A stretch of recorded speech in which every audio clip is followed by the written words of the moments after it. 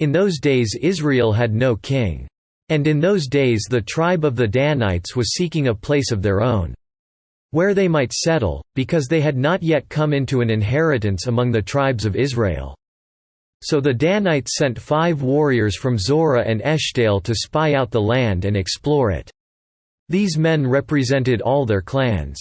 They told them, "Go, explore the land." The men entered the hill country of Ephraim and came to the house of Micah, where they spent the night. When they were near Micah's house, they recognized the voice of the young Levite.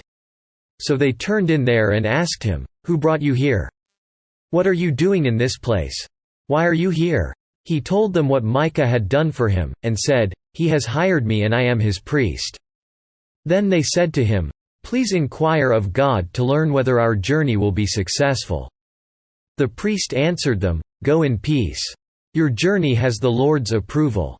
So the 5 men left and came to Laish, where they saw that the people were living in safety, like the Sidonians, unsuspecting and secure.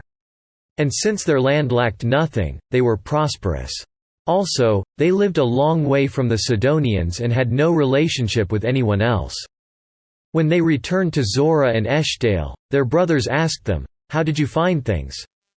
They answered, "Come on, let's attack them. We have seen that the land is very good. Aren't you going to do something? Don't hesitate to go there and take it over.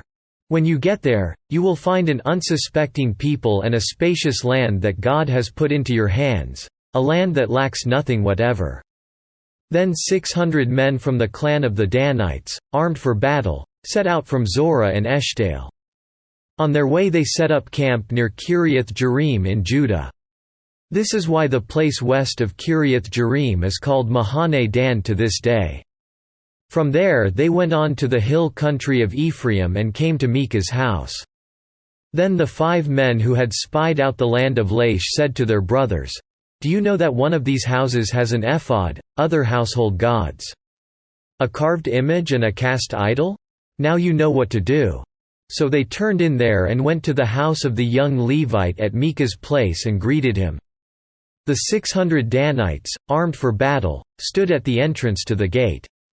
The 5 men who had spied out the land went inside and took the carved image, the ephod, the other household gods and the cast idol, while the priest and the 600 armed men stood at the entrance to the gate.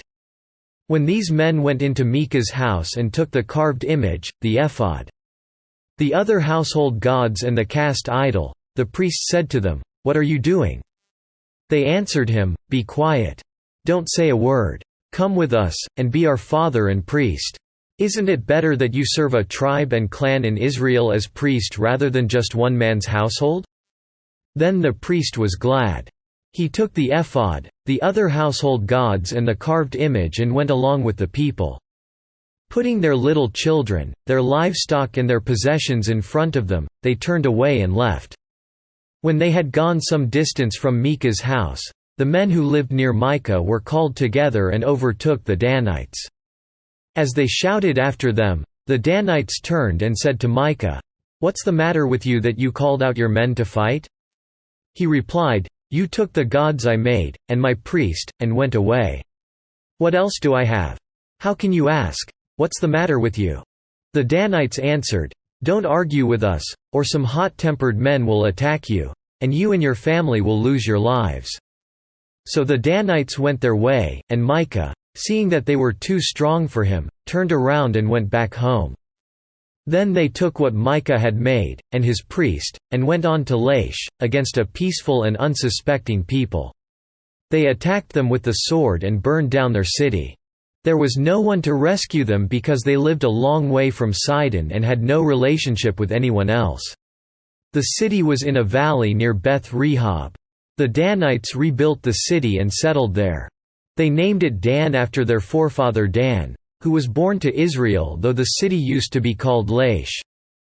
There the Danites set up for themselves the idols, and Jonathan son of Gershom, the son of Moses, and his sons were priests for the tribe of Dan until the time of the captivity of the land. They continued to use the idols Micah had made, all the time the house of God was in Shiloh.